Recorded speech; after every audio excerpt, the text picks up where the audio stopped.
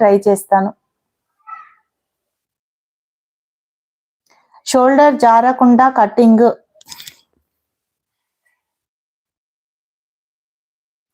ఇది నా ఛానల్ అండి,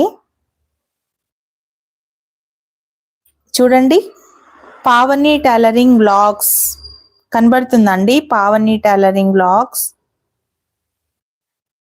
ఇందులో ఈ ఛానల్లో వీడియోస్ ఉన్నాయి, షార్ట్స్ ఉన్నాయి, లైవ్స్ ఉన్నాయి.